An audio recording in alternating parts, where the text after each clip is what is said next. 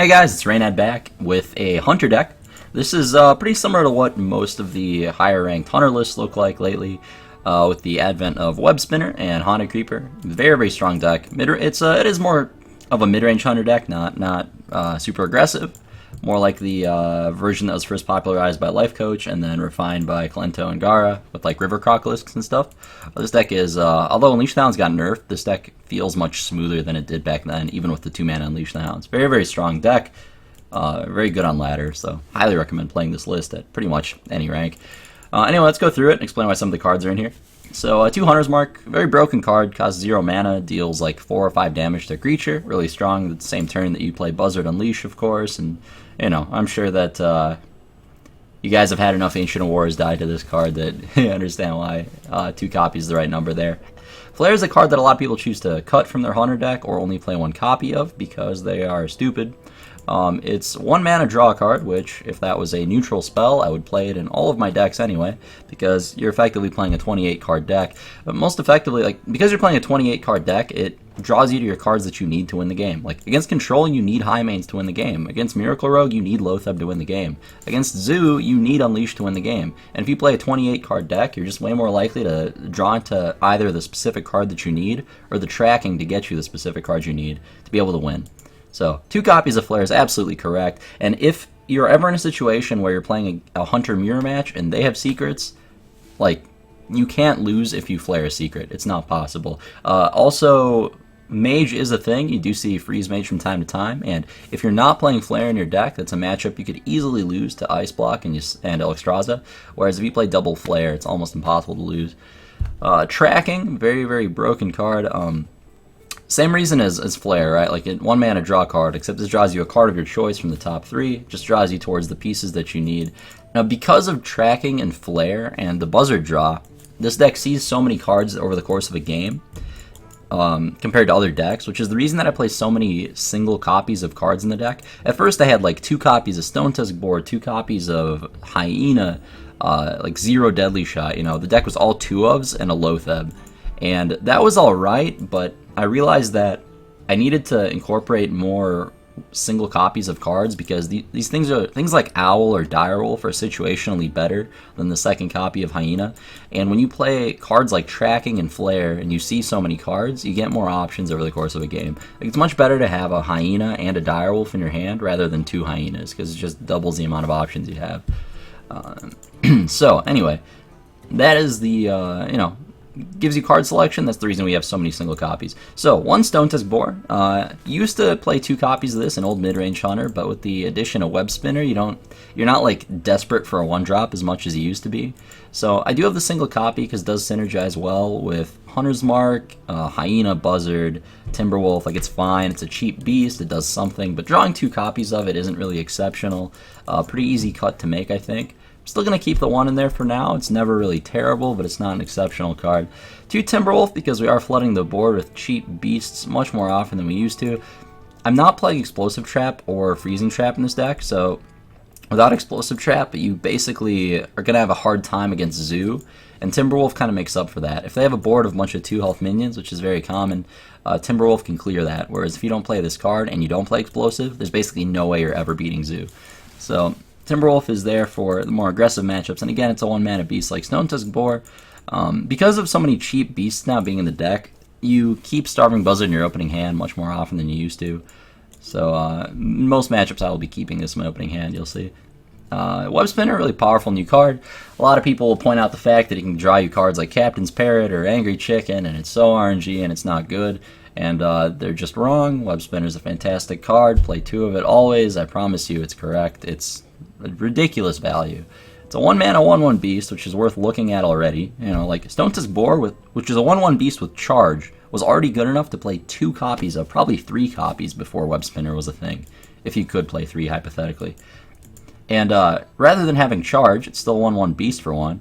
It has that Death Rattle, which draws you basically 3/4 of a card. Sometimes it draws you a great card, sometimes it draws you like a below average card, but it does draw you a card.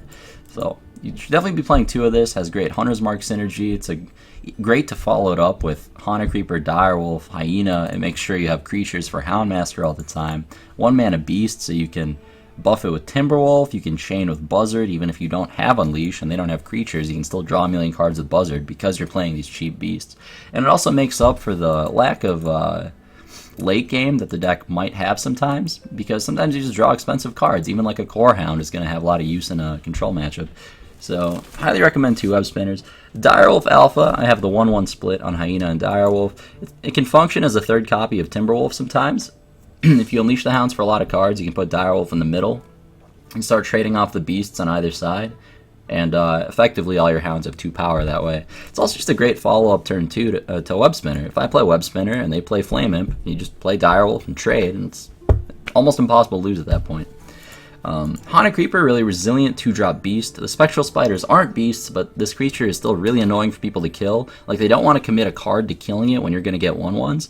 But if they don't kill it, then your Houndmaster is going to be able to buff it. So, very, very annoying card. Fantastic in the Hunter deck. Cheap beast as well for Buzzard. Ironbeak Owl, a nice singular copy of Silenced, cheap effective beast. So I like having 1 copy to find with tracking in a lot of games. It's good to draw it off Buzzard in certain matchups. It's like a third copy of Hunter's Mark sometimes when you're going for the face. Lets you deal with high mains in the mirror match. Just a really effective, cheap effect. And it happens to come attached to a cheap beast, which is awesome. Scavenging Hyena, I don't play 2 copies, but the first copy's good. Very strong against Zoo when you unleash, because they don't really have a Silences or Big Game Hunter or any way to deal with it. It's also just a fine creature to play turn 2. You can curve Webspinner into it. It's just a solid beast. Good to have a single copy. Very, it'll win you some games on its own. If your opponent doesn't have the answer, you just get it up to like 8 power and hit him in the face. Tough to lose from that point. Buzzard's one of the best cards in the deck because we have so many cheap beasts. Just make sure you draw through your deck every game. Punishes people for playing a lot of creatures into your Buzzard Unleash the Hounds combo. You know, Buzzard needs no introduction. Animal Companion is the best proactive 3-drop that you can play, and it's the only one in this deck. Great 3-drop creature, though. No matter what you roll, it's usually pretty strong. Leok in this deck is good because you have so many cheap beasts. When you have little beasts, Leok is much better because you're, like, amplifying that effect, right? If you have, like, a single big beast, like Oasis Snapjaw, Leok's only buffing 1 power. But if you have, like, 3 1/1s in play, then, you know, Leok's effect is, like, tripled. So, Animal Companion is just really strong. Deadly Shot, single copy to find with tracking, very useful in some situations. If your opponent innervates a Yeti or they play like a Druid of the Claw, you just don't have the Hunter's Mark, or you don't want to use a Hunter's Mark on a Yeti or something, it's just good effect. Good on like Armor Smiths and stuff. Strong card though. I'm not playing Eaglehorn Bow. It's a card I could fit in. I've noticed a lot of the cheap creatures that people are playing lately all have Death Rattle, and they're really annoying to like Eaglehorn Bow. So because I wasn't really finding good targets for Eaglehorn Bow, I ended up cutting it. I also don't play Traps, so it is a 3-mana Fiery War Axe, which up until Naxxramas I think was good enough as a card, but right now, like I said, the early game creatures all have Death Rattle, and like none of the creatures it's attacking are really that effective. So that's why I'm playing the Deadly Shot instead of like Bow, which is a card that it would be competing with normally. 2-kill command, because when you draw your deck, you want to be able to burn them out. Just really efficient damage. This can also kill stuff like Yeti, kill Druid of the Claws. Unleash the Hounds, powerful effect. You need this card to beat decks like Zoo. Gets a lot of value in this deck in most matchups. Houndmaster, one of just a ridiculous pile of stats for how much mana it costs. You're getting like 6/5 worth of stats for 4 mana, split across 2 creatures and taunt. Yeah, ridiculous card, especially when you have cheap beasts like Webspinner to guarantee having a dude on turn like 5. You can play a 1-drop and Houndmaster right away. Yeah, just a really powerful card. Loatheb, of course, because this is a Hearthstone deck, and if you're ever ahead on board, you play Loatheb, you automatically win the game because your opponent can't catch up. If you're behind, it's also alright. Sometimes it stops you from getting killed to like Force of Nature combo for a turn, maybe. Sometimes that's enough to win the game. Yeah, just a powerful card. Helps in the Miracle Rogue matchup too, which is one of mid-range Hunter's weakest matchups is Miracle Rogue. His deck is very weak to Miracle, but cards like Loatheb help a lot there. And Savannah Highmane, 6-drop beast, just ridiculously powerful, tough to deal with.